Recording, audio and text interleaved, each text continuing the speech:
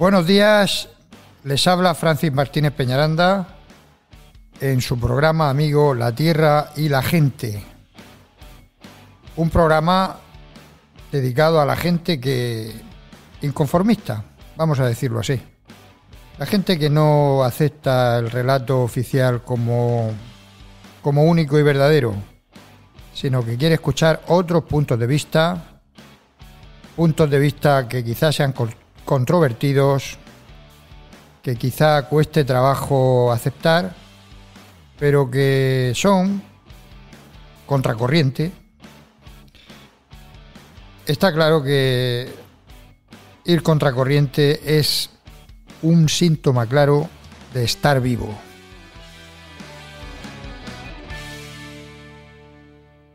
Bueno, y tenemos al otro lado del teléfono a un analista de excepción, especialista en geopolítica y concretamente experto en Asia, Oriente Medio.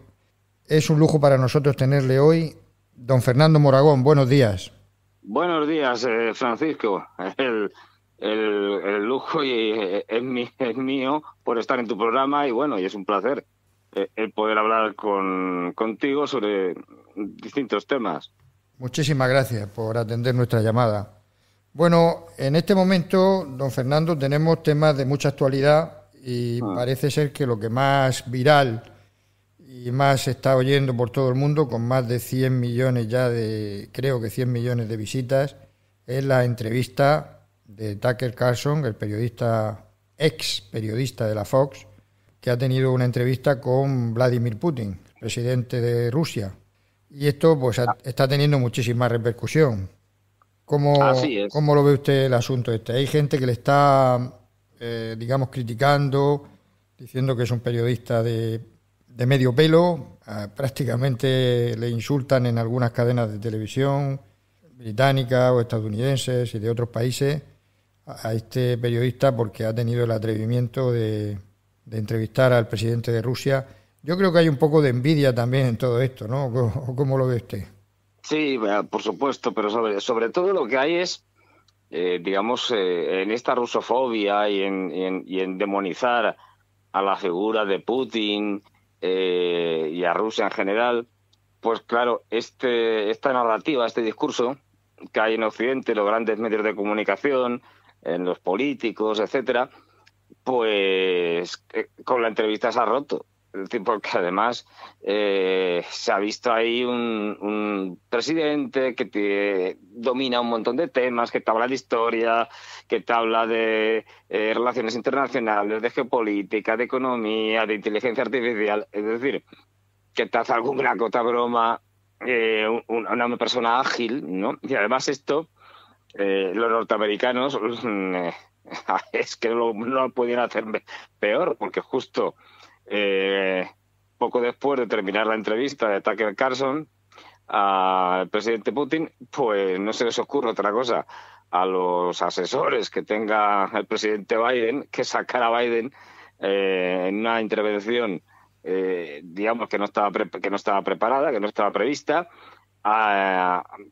en televisión para salir desmintiendo una resolución, que había hecho un fiscal que estaba investigándole porque se haya quedado con una serie de documentos, etcétera, que son propiedad, claro, del Estado, en su casa privada, poniendo en riesgo pues el que pudiera haber caído en otras manos, etcétera.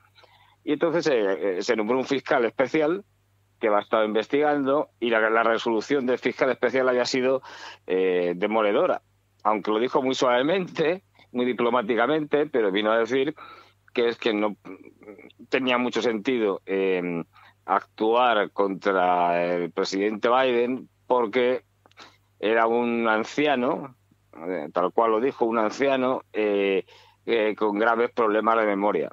Es decir... Tremendo, efectivamente. Claro, ¿qué pasa? Que cuando él sale a desmentirlo, justo después de la entrevista de Tucker Carlson, en una intervención, ya digo, no prevista, Pues lo que hace es aún confirmarlo más, porque, entre otras cosas, tiene una respuesta a una de las preguntas de los periodistas que le dice, en el cual empieza a hablar de Oriente Medio y de que él estaba interviniendo allí para que la cosa esté mejor y tal, no sé qué. Y en un momento determinado dije, porque cuando estuve yo hablando con el presidente de México, Al-Sisi es como todo el mundo sabe, bueno, es el presidente de Egipto. Es decir, confundió al presidente de México con el presidente de Egipto. Con lo cual reafirmamos más que está fatal de la cabeza. Y sobre todo se pudo comparar lo que era una entrevista de Putin, un dirigente ágil, lúcido, con un dirigente pues está senil, es decir, que tiene algún problema de demencia senil y que no está capacitado para el cargo. Claro, esto es algo obvio. De hecho, Ron DeSantis, el republicano de Florida, después salió diciendo que vamos a ver, en manos de quién estamos. ¿Este señor tiene el botón nuclear? Es decir, que no sabe ni... además fue una semana terrible porque cometió un montón de errores, diciendo que había estado hablando en 2021 con Helmut Kohl, que está muerto, también que había estado ese mismo año hablando con Mitterrand, que está muerto desde el 96, es decir, habló con una soldado diciendo con los padres de una soldado que había fallecido y tal, diciéndole que su hijo murió en la guerra de Irak y por eso les comprendía perfectamente cuando su hijo no murió en la guerra de Irak, sino de un cáncer en Estados Unidos. Es decir, fue una semana gloriosa en ese sentido. Pero esto que lo hicieron como una contraprogramación para desactivar... A ver, había salido justo esa mañana, antes de la entrevista de Tucker Carlson, el informe del fiscal, y estos, en vez de hacerlo lo lógico, pues había que despedir a todos los asesores que tenga Biden, porque esto es lo que hicieron, fue una cosa desastrosa. En vez de hacer una cosa, pues decir, bueno, pues como está la entrevista de Tucker Carlson y tal, no sé qué, vamos a esperarnos, ya lo hacemos al día siguiente y tal, que haya pasado un tiempo. No, quisieron pues como contraprogramar, pero claro, contraprogramas con una persona que no está en sus cabales, es decir, y que te va a hacer cualquier cosa.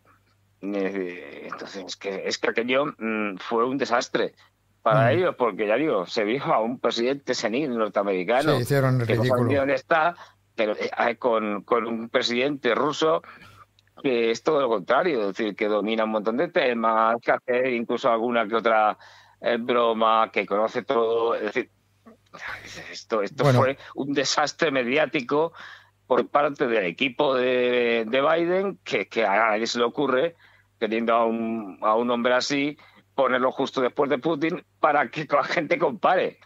Sí, sí. Es decir, y diga, madre mía, qué diferencia.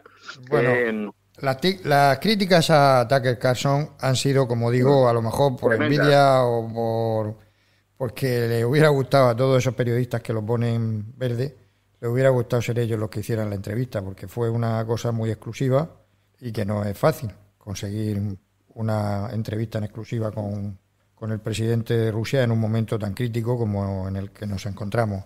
De todas maneras, no sé por qué, en Occidente, que se supone que hay libertad y que se dan lecciones de libertad de expresión y de periodismo libre, ¿cómo les parece mal que se haga una entrevista al presidente de Rusia, que tendrá algo que decir? Podrá estar equivocado, podrá no tener razón, podrá estar actuando de forma incorrecta o injusta, pero que lo diga y que diga lo que tenga que decir no creo que perjudique a nadie, y menos a los alarides de la libertad que se supone Es una cosa tremenda. Primero, porque los grandes medios de comunicación occidentales, desde que empezó la operación militar especial en 2022, el 24 de febrero, ha sido una cosa que yo no lo he visto nunca. Yo tengo 60 años, o sea, que no soy ningún chaval. Una rusofobia, un ataque a Rusia tremendo, inmediatamente poniendo sanciones draconianas, cosa, por cierto, que no se ha hecho con Israel. Pero una fobia brutal, además con una narrativa antirrusa en la que prácticamente se han inventado todo, es decir, que no dan una, es decir, y mintiendo descaradamente. Sí, que ha habido episodios de borrado de hemeroteca de algunos medios de comunicación que habían dicho una cosa años antes, en el 2014, cuando prácticamente la guerra civil que ha estado manteniéndose en Ucrania, y de pronto se cambian el discurso y borran su hemeroteca para poder ensalzar la figura de Zelensky y para poder ensalzar, digamos, el régimen actual ucraniano como si fuera una cosa maravillosa. Y para eso, claro, tenían que desmontar y tenían que deshacer toda la hemeroteca, todo lo que habían dicho anteriormente. Tremendo. Sí, estamos desgraciadamente, y lo estamos viendo todos los días, en Occidente, la censura crece y crece y cada vez es más difícil hablar, hablar o salir en la televisión o lo que sea, o en un periódico. Los grandes medios de comunicación, además todos uniformes, es decir, todos diciendo lo mismo, tienen una línea oficial y la siguen al pie de la letra. Y yo conozco casos de gente que incluso, que han sido despedidos. Sí, es una censura de guante blanco. No te meten en la cárcel, pero te echan a la calle, sí, te quitan el trabajo, te condenan al ostracismo, y cualquier persona que se le ocurra contradecir la versión oficial, pues está condenado a la desaparición. Pero luego somos una democracia y vamos dando lecciones. Es decir, somos democracias en las que vamos echándoles en cara a los demás que si no hay libertad de expresión, que si los derechos humanos, en fin. Cuando aquí, desgraciadamente, cada vez esto se practica menos. Pero ya digo, es algo tremendo, y yo personalmente, ojalá me equivoque, pero yo creo que ya estamos en un mundo bastante distópico y que vamos a una distopía, digamos, orwelliana o neorwelliana de cabeza. Es decir, en donde el control de la libertad de expresión, por ejemplo, va a ser tremendo. Acabaremos teniendo un ministerio de la verdad que nos dirá qué es lo que es verdad ahora, y mañana lo que es verdad, y pasado mañana no, será otra cosa. Y es algo tremendo, porque además es que ya no es que ataquen a Rusia o al presidente Putin, no, es que se inventan un montón de cosas que son absolutamente falsas. Dice, pero viene usted, por lo menos tenga un poco más de creatividad, un poco más de... Porque es que son verdaderas barbaridades. A Putin lo han matado ya desde que empezó la guerra en Ucrania, lo han matado ya pues un montón de veces, en el sentido de que dicen, no, es que tiene un cáncer terminal, no, es que se está muriendo por no sé qué, tiene Alzheimer, tiene no sé cuántos. Es decir, y de hecho incluso han dicho varias veces, no, es que ya está muerto, lo que hay es un doble. O sea, unas cosas que dices, madre mía, sin fuentes, las clásicas citas en las cuales dices, según fuentes de la administración, tal, esto claro, que es incomprobable. Es decir, cualquiera podemos decir, según fuentes de la administración, algunas veces ya directamente te da la risa, porque es que dicen, no, según fuentes de la CIA, ¿qué va a decir la CIA? Es decir, bueno, esto de la memoria, esto de las leyes de memoria histórica o ahora de memoria democrática, no es otra cosa que ya la historia ya no la escriben los historiadores, la escriben los políticos. Son los que deciden lo que es verdad, lo que es mentira, lo que sucedió y lo que no sucedió. Y la interpretación de la historia también la hacen ellos. Y lo mismo en la historia que en la ciencia. Ahora mismo ya los científicos ya no dicen lo que es verdad científica o no, sino que es la política la que lo determina. O sea que esto de la posverdad y orwelliana esta que usted me está diciendo no es algo muy del futuro, sino que ya se están dando ya pasos de gigante en esta dirección. Efectivamente.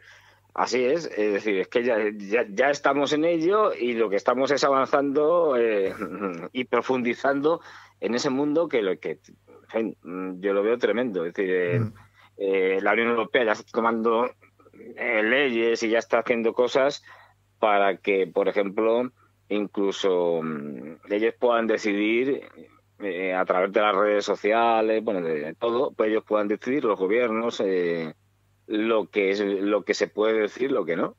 Efectivamente. Sí, claro.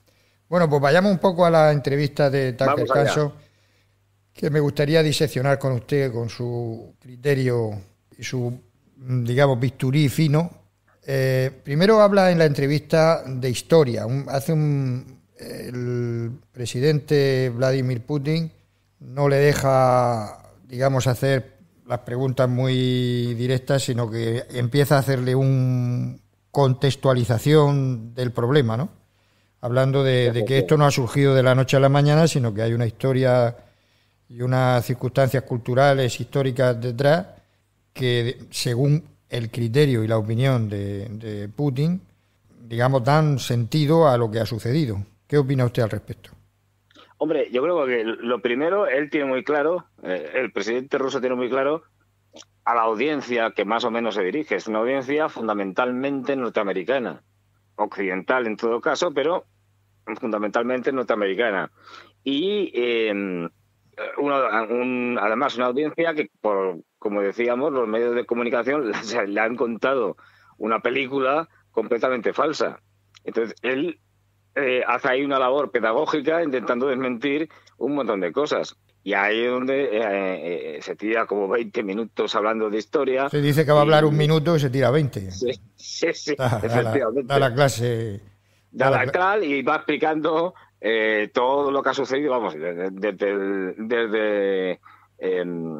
que se crea el reino de Kiev y tal. Según su opinión, ¿se ajusta bastante o hace también algún equilibrismo?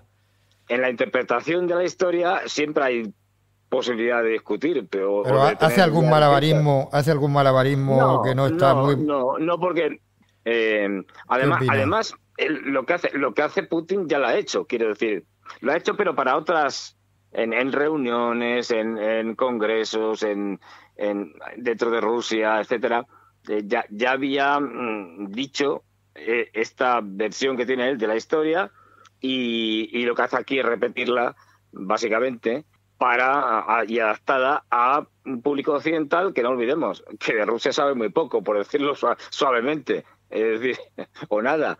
De hecho, a los norteamericanos, y no solo a los norteamericanos, pero bueno, seguro que si les pones un mapa en blanco y le dices, sitúame dónde está Ucrania, no saben dónde está.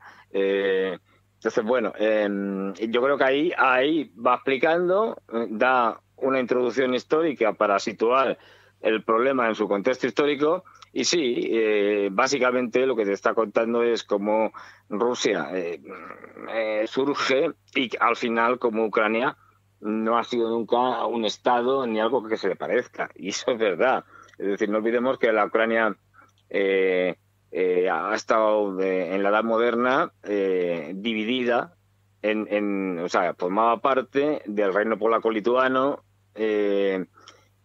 luego también del Imperio Austrohúngaro, del Imperio Otomano y del Imperio Ruso. Es decir, nunca ha habido nada unificado por el estilo. Pero bueno, y a partir de ahí, como en el siglo XVIII, fundamentalmente a partir del siglo XVIII, Rusia va a ir conquistando terreno a los polaco-lituanos. No olvidemos que al final Polonia desaparecerá como Estado en varios repartos que hay entre Prusia, Rusia y el Imperio Austrohúngaro, y lo que es la parte del Imperio Otomano, lo que era el Janato de Crimea, Tártaro de Crimea, que estaba, digamos, era vasallo del Imperio Otomano, pues eso también será conquistado. En fin, que los rusos irán avanzando y lo que es la actual Ucrania se le irán quedando. Y a partir de ahí hay un fenómeno de entrada de población rusa, pero nunca ha habido una Ucrania como tal. Es decir, Ucrania de hecho significa más o menos tierras de frontera. Esto es un invento posterior de los nacionalismos del XIX, que como bien sabes hay toda una explosión en el siglo XIX de nacionalismos en todos los países europeos, y en regiones y en un montón de sitios, y bueno, pues uno se crea esta identidad, digamos, ucraniana, pero que antes no había existido. Pero bueno, en cualquier caso, él lo que hace es explicarlo y cómo, desde su punto de vista, cuando surge la Unión Soviética, tienen el error los Lenin y Stalin de hacer un Estado federal en el cual hay una serie de nacionalidades, de pueblos, que cada uno tiene pues una república socialista federal, y eso para él fue un error porque facilitó luego la futura separación. Quiero decir, bueno, bueno, pero esto que propone Vladimir Putin, el presidente de Rusia, digamos, hace una contextualización de la situación. Carson le pregunta si es justificación suficiente como para una intromisión de este tipo o una invasión militar. Esa es la pregunta, porque aunque Ucrania prácticamente se constituye, según esta interpretación de la historia y esta versión de los hechos, se constituye a base de un puzzle de varias regiones que no tenían nada que ver con ella, y a la misma vez se constituye como nación independiente a partir de prácticamente de 1918, después de la Unión Soviética, bueno, de la fundación de la Unión Soviética de Lenin. Sí, está creo que llega, no sé si llega 2 años, y luego ya otra vez, ya se queda dentro de la Unión Soviética. Sí, y luego Khrushchev es el que le da ya, digamos, la puntilla a la situación. Sí, efectivamente, porque le regala Crimea a lo que es, claro, en un Estado unitario. Es decir, que en aquel momento, no lo olvidemos, la Unión Soviética era un Estado. No tenía previsto en ese momento desaparecer. Lo que pasaría, desaparecer. Pero le pregunto por la justificación que le cuestiona Tucker Carlson. La justificación que da Putin es el tema de la expansión de la OTAN, que él considera, o que considera el gobierno de Rusia, un peligro, una, digamos, falta de cumplimiento en sus compromisos y, sobre todo, una amenaza. ¿Qué opina usted al respecto? Así es decir, él lo tiene muy claro, y además yo creo que se ha demostrado. Rusia ha tenido una paciencia fundamentalmente durante este siglo XXI tremenda. Como bien sabes, en los años 90, después de la desaparición de la Unión Soviética, son unos años terribles, pero terribles para Rusia. Incluso se pasó hambre. Yo hablando con rusos de todo tipo, cuando te hablan de ese periodo, te recuerdan ese periodo como el peor que han vivido, y con una situación, además de grandes grupos mafiosos, que era hasta peligroso salir a la calle. O sea, los años 90, los años de Yeltsin, fueron un absoluto desastre, supeditado además a Occidente, a lo que quería Estados Unidos, con todas las privatizaciones que al final se las quedaron unos pocos, los oligarcas. Es decir, fue un robo al pueblo ruso tremendo. En fin, fueron unos años de lo peor. Y eso, ya digo, se puede comprobar preguntándole a cualquier ruso, que te dirá que esos años fueron terribles. Y a partir de ahí, claro, desde el punto de vista de la política internacional, los rusos, cuando desaparece la Unión Soviética, dicen, bueno, ya no hay enfrentamiento ideológico, ya todos somos capitalistas, pues bueno, espero que nos recibirán dentro del mundo capitalista como un socio más, del mundo occidental, etcétera. Y lo que se encuentran es pues todo lo contrario. Hay un informe de Paul Wolfowitz, que entre otras cosas fue el segundo de a bordo en el Departamento de Defensa de Donald Rumsfeld cuando fue presidente Bush hijo, un neoconservador tremendo y un straussiano, en fin, un tipo absolutamente radical. Bueno, pues este hombre hizo un informe secreto en 1992. Fíjate que la Unión Soviética desaparece en el 91.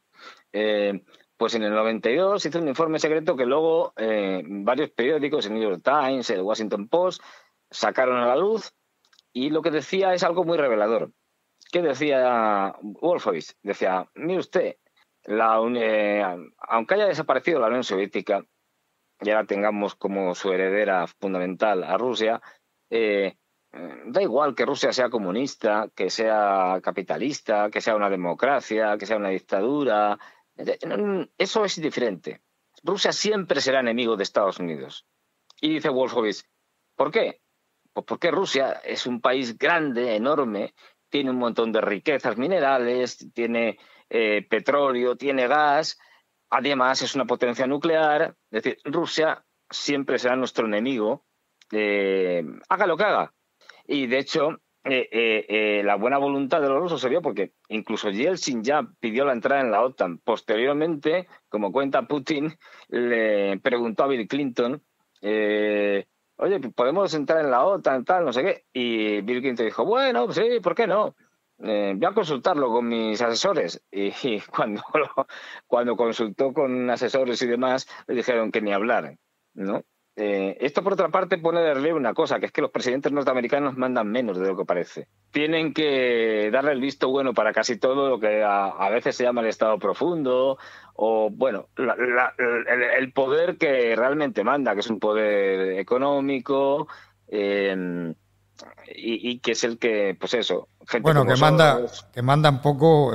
Biden ya vemos que manda poquísimo. Sí, Biden, el hombre estaba perdido. Es decir, no sabe ni dónde está. Ni dónde está. La mano derecha. Me imagino. Yo creo. Bueno, es una broma. Lo que me gustaría. Yo creo que a Biden tendrán que sustituirlo. Quiero decir, yo no veo a Biden en condiciones de presentarse de nuevo a una campaña electoral.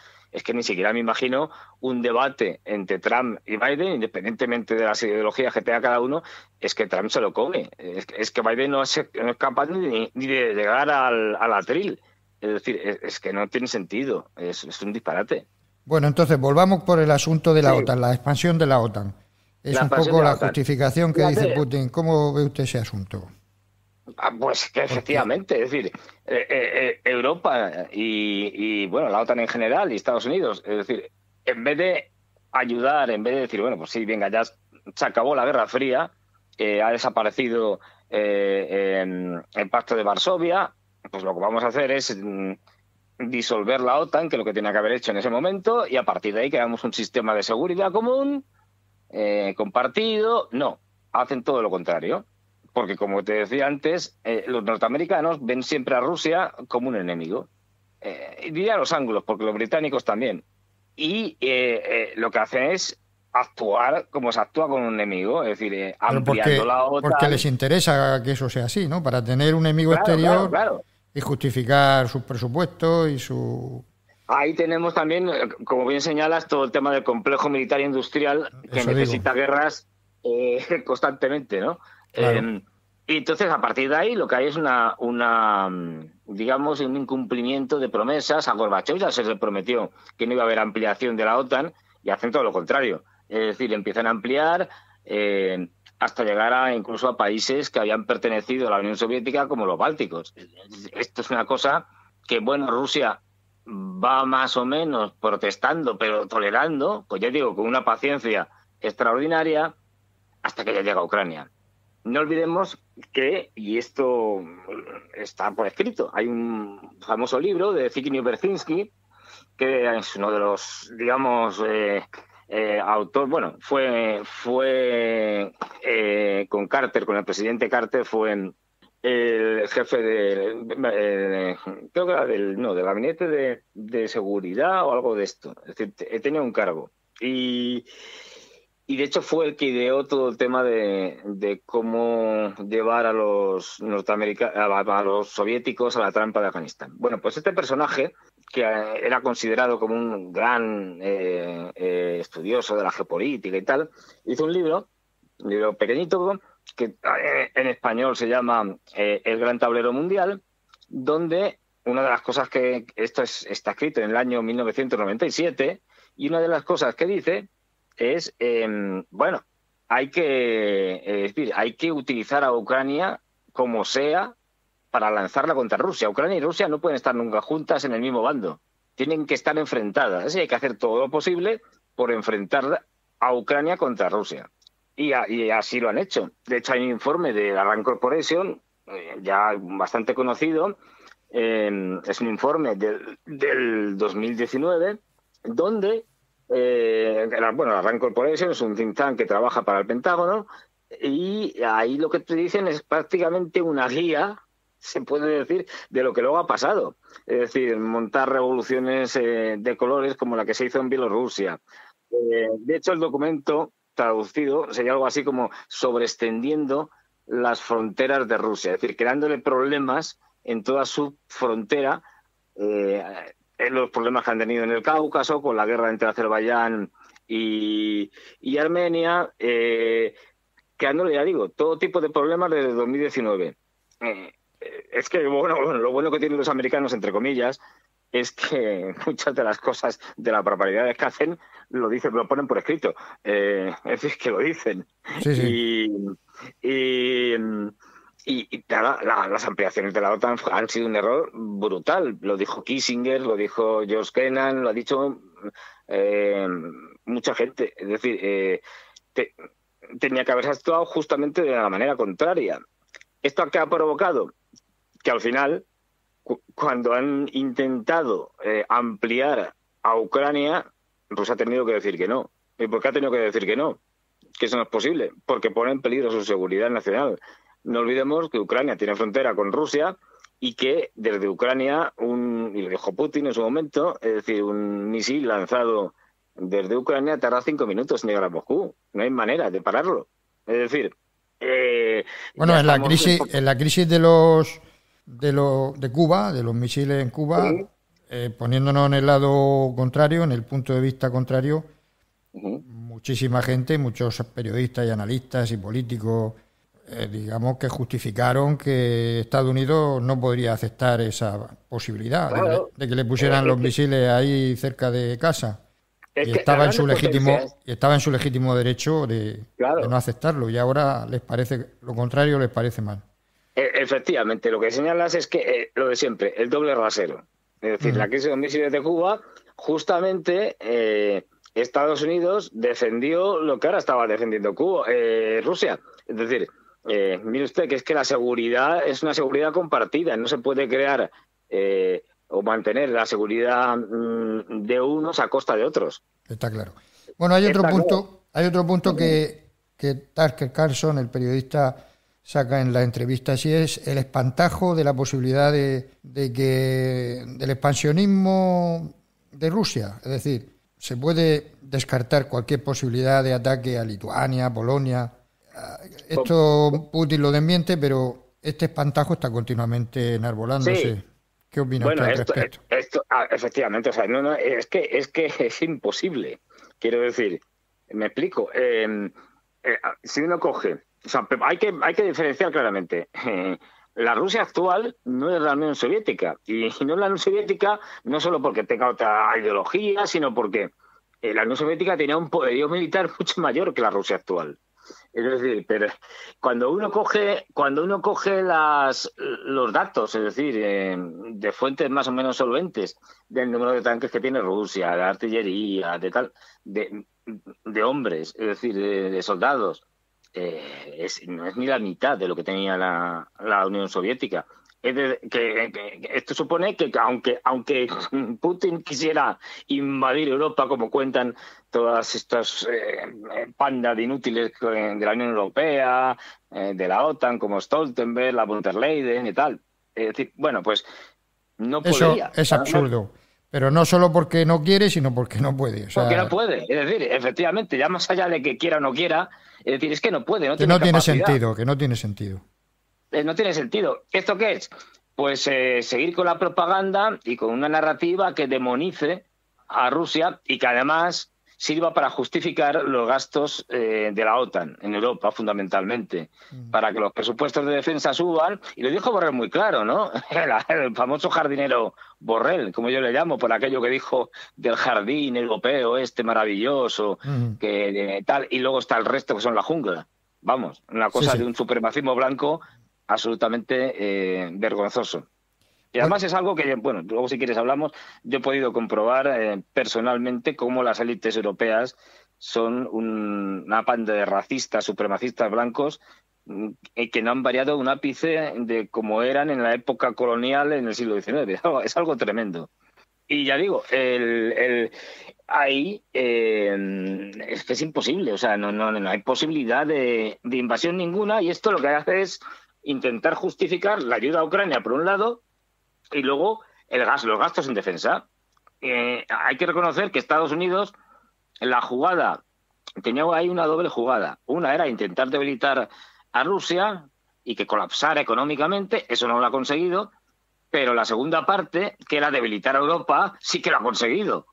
Eso, con la ruptura del gas barato que nos suministraba Rusia, y los famosos bombardeos, o explosiones del Nord Stream 1 y el Nord Stream 2, haciendo que ahora dependamos del gas natural licuado norteamericano, pues es todo un éxito, que es mucho más caro, es como 3 o 4 veces más caro, al mismo tiempo obligando, digamos, a que demos la chatarra militar a los ucranianos y tengamos que rearmarnos, y claro, las armas no las va a vender Estados Unidos, o no las está vendiendo Estados Unidos, desindustrializando Europa, que esto es fundamental. Es decir, no olvidemos que Estados Unidos también nos ve como un competidor desde el punto de vista comercial, económico, etcétera, y se están cargando. Hicieron la ley que llaman de la inflación, que lo que es una ley que subvenciona el traslado de industrias desde Europa a Estados Unidos, y que está llevando especialmente a Alemania, porque es el objetivo fundamental, a una situación impensable, y que como siga así, en unos pocos años, pero muy pocos, vamos a tener una Alemania desindustrializada, empobrecida, como no la hemos recordado nunca. Bueno, habló del Nord Stream, una de las últimas preguntas, sí. Y la respuesta fue que qué interés podía tener Rusia en destruir ninguno, una tubería, que él simplemente con cerrar el grifo ya hubiera sido suficiente para no suministrar gas. Efectivamente. ¿Qué interés puede tener el romperlo? Si es que eso es de sentido común. Claro, pues ya está. Es que encima los americanos aquí son tremendos. Los norteamericanos lo han dicho varias veces. Lo dijo el propio Biden, diciendo, bueno, a ver, el Nord Stream y no lo vamos a permitir. Es que lo dijeron. Sí, sí. Es decir, con lo cual, ¿a quién le interesaba? Pues a Estados Unidos. Eso es lo que dice el sentido común. Claro, pero además el propio Seymour Hersh, un periodista muy, muy reputado, lo confirmó, es decir, que fue premio Pulitzer porque destapó en su momento la matanza de My Lai en Vietnam, donde unidades norteamericanas militares entraron en un pueblo y mataron como 100 y pico personas, mujeres, niños, todo, no dejaron a nadie vivo. Lo ocultaron y este hombre investigó y destapó esa matanza, con lo cual es un tipo que tiene más credibilidad que cualquier gobierno norteamericano. Y lo dijo claramente, esto ha sido los norteamericanos, con ayuda de los noruegos, de estos y tal.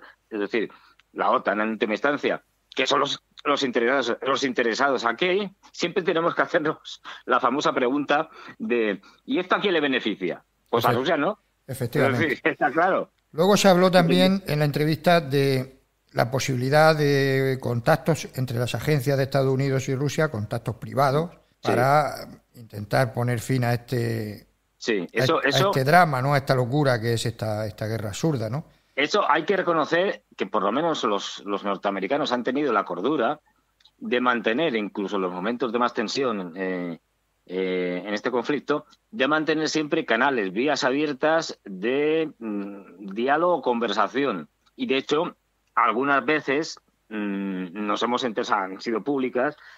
Por ejemplo, recuerdo en el 2022 que se reunieron, creo que fue el de 2022, o en el 2023, ya no me acuerdo, pero bueno, que se reunieron en Turquía el director de la CIA, William Burns, y el jefe de los servicios secretos del exterior, SVR, Narisian, para hablar de temas fundamentalmente de coordinación. Es decir, que un incidente que pueda surgir de cualquier tipo, un accidente, se vaya de las manos y lleve a una confrontación incluso nuclear. Una confrontación a gran escala no le interesa a nadie. A gran escala. Entonces, esto sí que hay, digamos, y sí que no hay tiene... teléfono rojo, como diríamos con la película. Es decir, si hay vías de conexión y de comunicación para, en caso de cualquier problema de crisis grave, se puede hablar inmediatamente unos con otros, ¿no? Se considera inviable o improbable una escalada nuclear,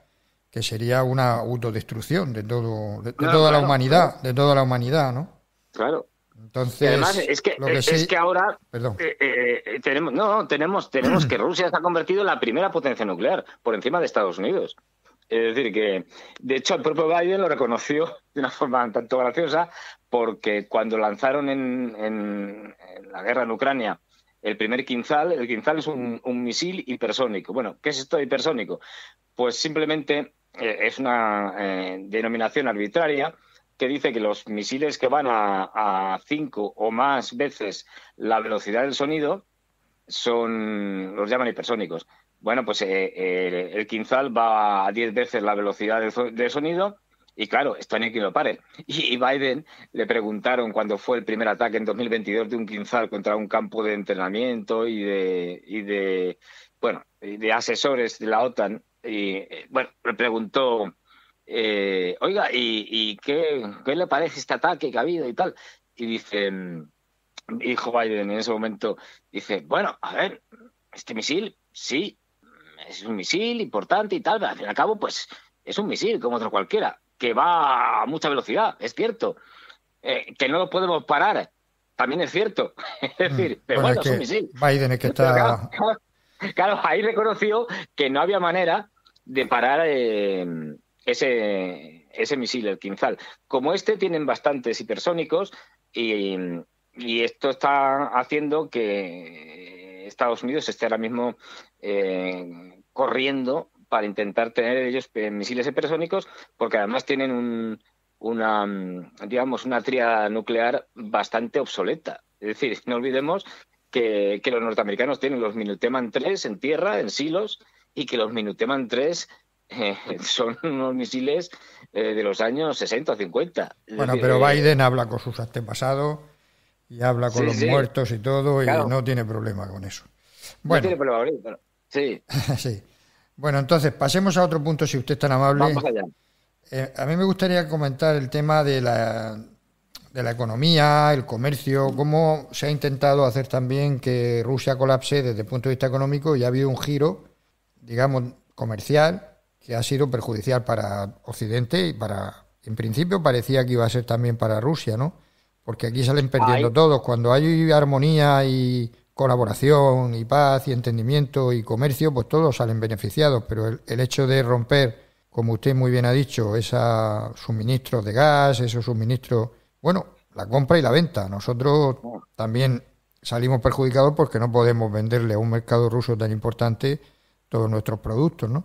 Entonces, ese giro que ha dado Rusia hacia Oriente, pues ha hecho que las relaciones comerciales se sigan manteniendo, pero ya no con nosotros, sino con China, con lo que es Asia, ¿no? Claro. Que se está convirtiendo en la potencia, digamos, económica del mundo, prácticamente allí donde se está partiendo el bacalao, como se suele decir. Es que hay que tener en cuenta, desde mi punto de vista, una cosa que es clarísima. Y esto puede gustar, no puede gustar, pero es una realidad. Es decir, el continente del siglo XXI es Asia, y dentro de Asia China. Es decir, el bloque económico aumenta de forma exponencial y disminuye en Occidente. Efectivamente, cualquier dato que cojamos sobre Asia, desde población, el 60% de la población del mundo está en Asia. Por ejemplo, todo tipo de materiales, tierras raras. El mayor productor del mundo de tierras raras es China, con un mercado que tiene entre el 70 y el 80% del mercado. del mercado y con unas reservas probadas de en torno al 50%. Y las tierras raras son una serie de elementos que de la tabla periódica, en concreto dentro de las tierras raras, los lantánidos, y que son fundamentales para todo, para los móviles, para los ordenadores, para los aviones, para la industria militar. Es decir, que sin ellos no se podría hacer nada, prácticamente. Y China es el principal, vamos, tiene casi el monopolio. Y quien dice eso, dice cualquier otra cosa. Dices uranio, por ejemplo. Dices, ¿quién es el principal productor de uranio del mundo, el que tiene las mayores reservas? Kazajstán. Pero es que vas y dices, bueno, y ese uranio que se extrae de las minas y tal, luego no lo puedo poner tal cual. Hay que procesarlo y hay que enriquecerlo. ¿Quién tiene la industria de enriquecimiento de uranio mayor del mundo, que tiene casi un monopolio? Rusia.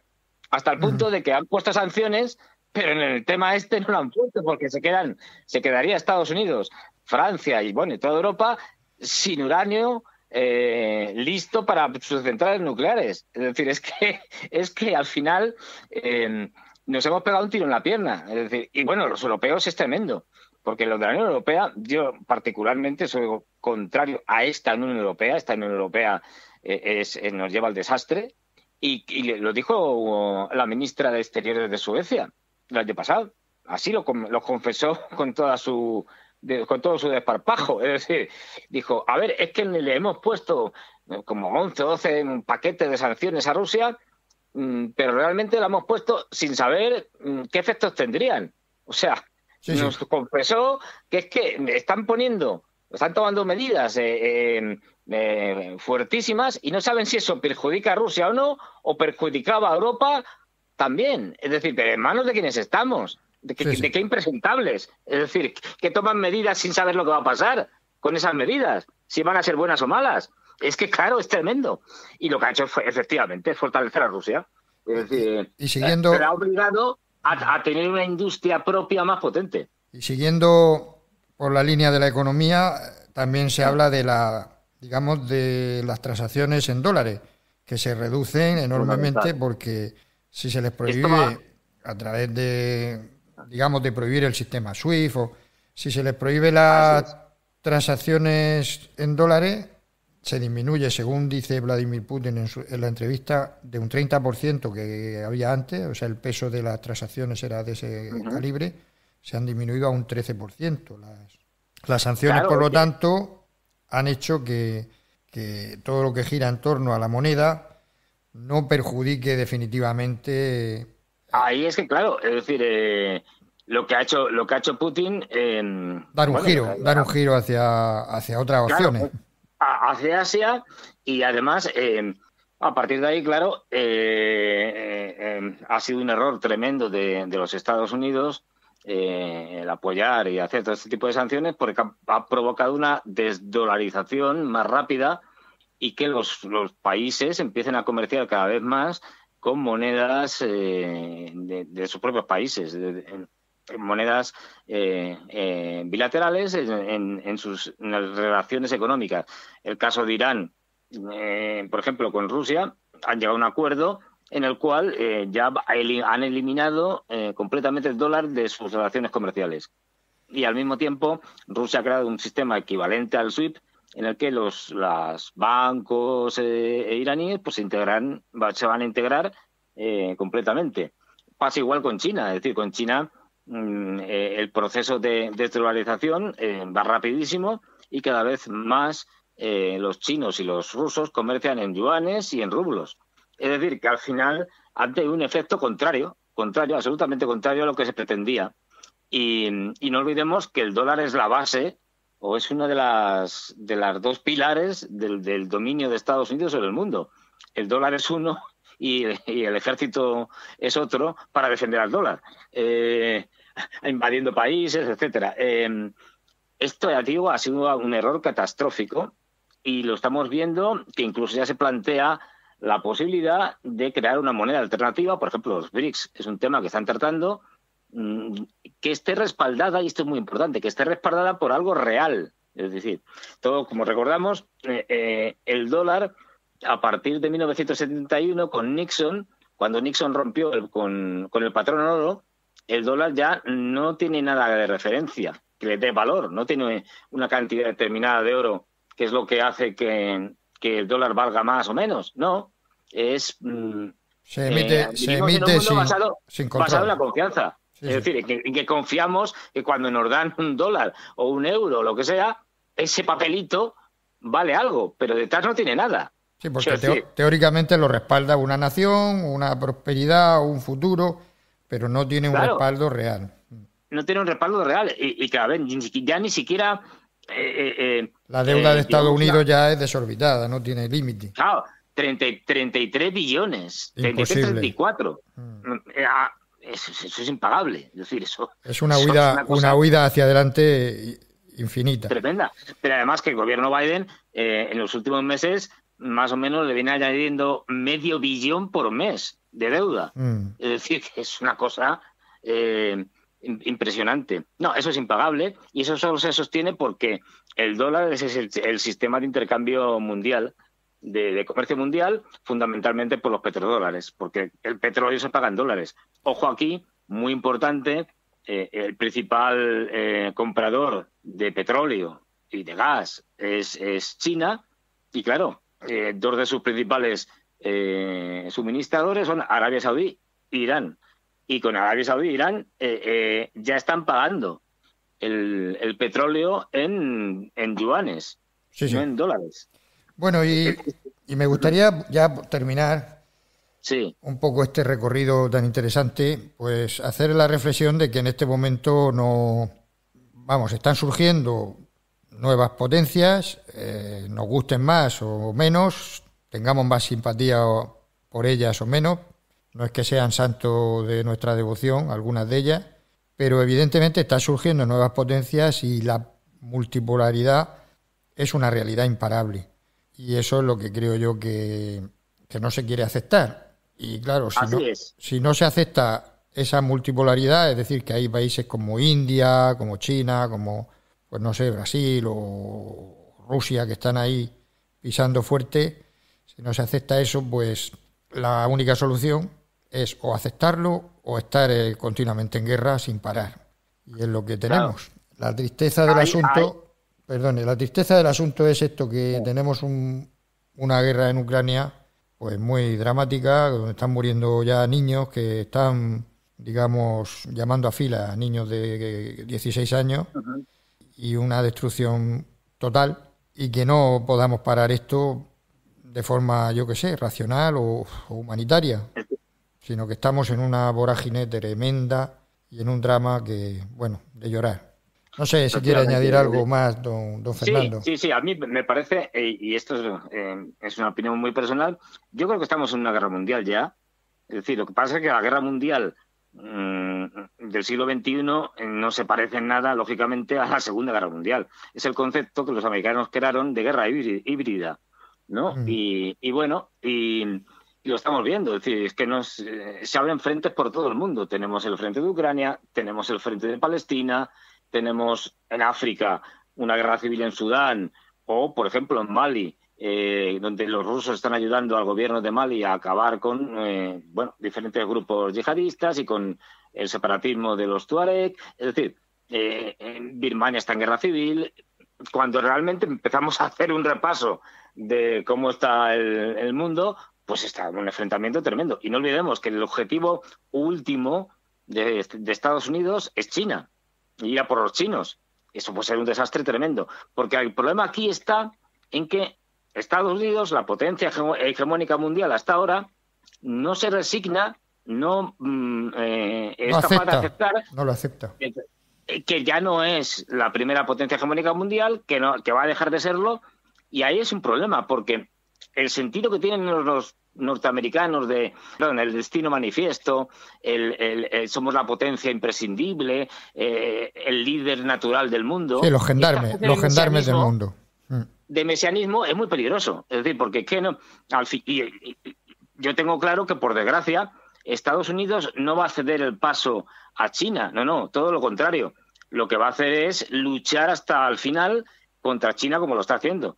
Y que eso es, por lo tanto, de un peligro gigantesco. Yo siempre digo que más allá de otras cuestiones como ecológicas o la desigualdad entre los ricos y los pobres, que cada vez es mayor, el principal peligro, el más inmediato que tenemos ahora es un Estados Unidos en decadencia, un imperio en declive que es capaz de cualquier cosa y que tiene muy claro que va a morir matando.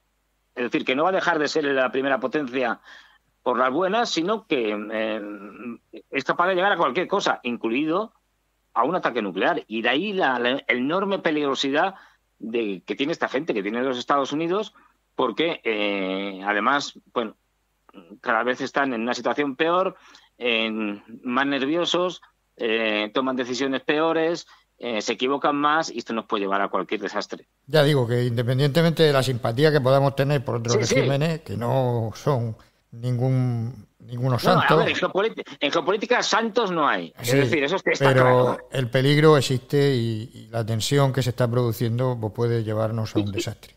Y que no aceptan además algo que es obvio, es decir, el periodo que conocemos como la Guerra Fría, después de la Segunda Guerra Mundial, hasta la desaparición de la Unión Soviética, esto es historia, esto es pasado. Es decir, las instituciones que se crearon unipolares por parte de Estados Unidos, como el Fondo Monetario Internacional, como el Banco Mundial, los acuerdos de Bretton Woods, esto ya no sirve, es disfuncional, la misma OTAN. Mire usted que estamos en otro periodo histórico. Es como si yo quisiera resucitar las instituciones del Imperio Romano y mantenerlas ahora. No tiene sentido, ya no sirven, son disfuncionales. Con lo cual están dando coletazos ya para sostenerlas de forma artificial, ¿no? Según su opinión. Efectivamente, es decir, estamos en otra época y como bien señalabas, con potencias emergentes, en un mundo más multipolar, y esto o lo aceptan los norteamericanos o si no, vamos al desastre. Me gustaría preguntarle por el caso este que ha saltado a las noticias de la visita de Macron a Ucrania, que ha sido cancelada por motivos de seguridad, porque parece ser que los servicios secretos le han filtrado la posibilidad de un atentado en esta visita, y entonces ha sido cancelada esta visita. Esto ha salido en los medios de comunicación franceses también.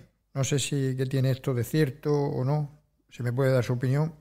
No sé si usted sabe sobre ese tema. Sí, la ha leído y tal. Bueno, a ver. Parece ser que incluso la televisión francesa ha replicado la noticia de que había la posibilidad de que en esta visita de Macron a Ucrania se le pensaba asesinar y luego echarle la culpa a los rusos.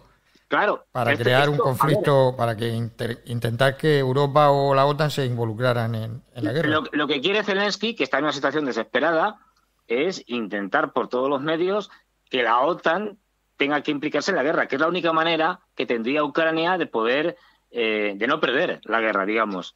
Entonces, bueno, pues estuvieron, acuérdate, durante mucho tiempo bombardeando la central de Zaporozhia, la central nuclear. Eso podía haber sido un desastre peor que Chernobyl. Han intentado de todo y pues es creíble. O sea, que matar a Macron significaría entrar en guerra con la OTAN, con lo cual, claro, echándole las culpas a los rusos. ¿Es verosímil? Sí. No sé si es verdadero, bueno, por comprobarlo, pero verosímil, o sea, es posible. Perfectamente, porque ya digo, Zelensky está desesperado. Sabe que le queda muy poco y que ya no es que no vaya a ser presidente de Ucrania, es que a lo mejor le queda muy poco tiempo de vida, vamos, que se lo cargan. Bien, sus propios, la oposición interna dentro del propio régimen que se está creando, las tensiones que hemos visto con Zelensky, con el antiguo jefe del ejército, que inmediatamente que lo ha depuesto, se ha metido en el partido político de Poroshenko para hacer campaña política contra Zelensky. Klitschko, el alcalde de Kiev, ya ha dicho muchas veces que está en contra de Zelensky, que este hombre es un desastre y tal, no sé qué, y está acorralado y es capaz de cualquier barbaridad. Bueno, además yo creo que ya el hombre como ha sido actor, se ha terminado creyendo su propio personaje. A lo mejor incluso la CIA, quiere prescindir también de él, ¿no? Hombre, a ver, además que sabe mucho. Es decir, ahora los norteamericanos, como tienen la campaña electoral, lo que quieren es aparcar cuanto antes el conflicto de Ucrania, que les afecte lo menos posible al Partido Demócrata y, por lo tanto, esto quieren que acabe como sea y que al final nos colgarán el muerto, nunca mejor dicho, a los europeos, que esto lo financian los europeos. Y nosotros nos salimos de este asunto y que lo gestionen los europeos a fondo perdido. La reconstrucción o la... Sí, vamos, a la reconstrucción es que ahora mismo es que es un estado fallido, la deuda que tiene. Además hizo un acuerdo con BlackRock, el fondo de inversiones, como sabes, más grande del mundo, por el cual BlackRock va a saquear todo lo que quede en Ucrania, válido.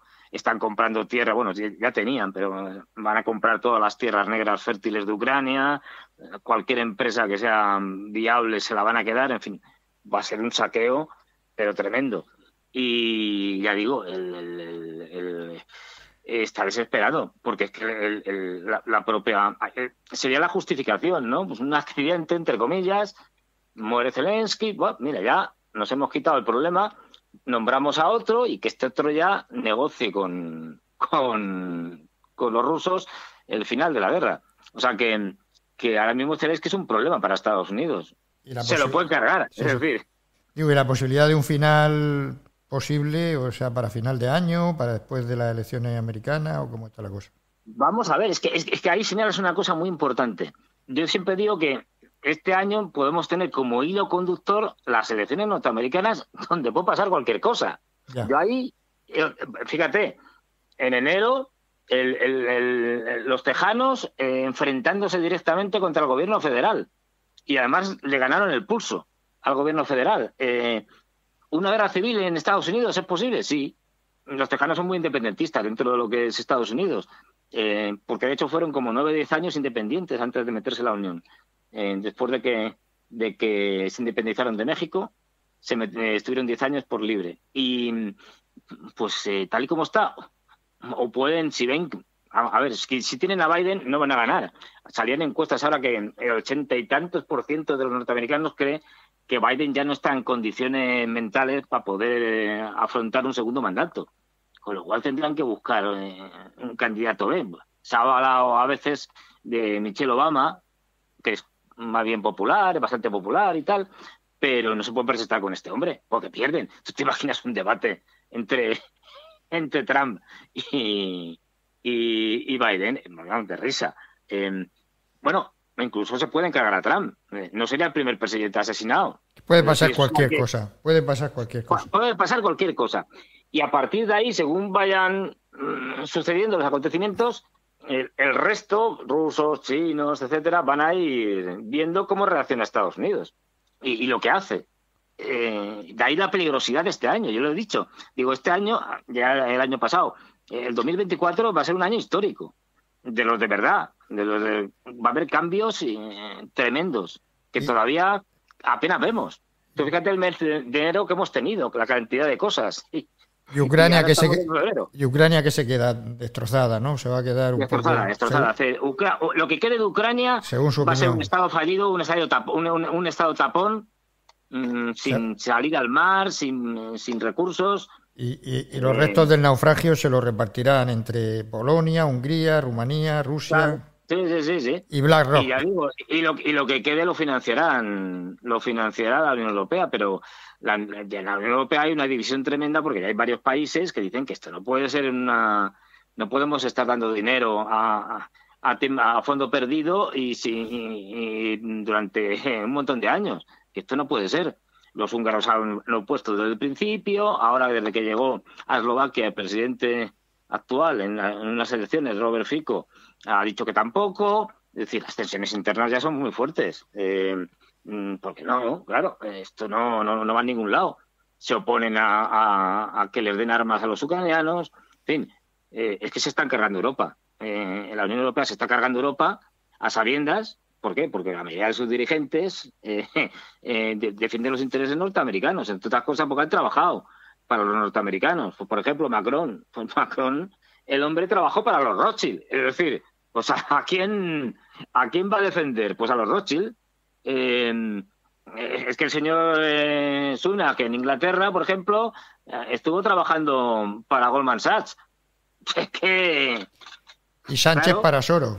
hombre, eso es más que sabido. Fue lo primero que hizo. Nada más llegar al poder, la primera entrevista que tuvo, la primera reunión, la tuvo con George Soros. Y es muy amigo también de su hijo, que es el que lleva a tinglao, Alex Soros. Si es que son todos globalistas, anglosajones. No O sigamos, proanglosajones. no sigamos por esta línea que nos van a censurar todos ya.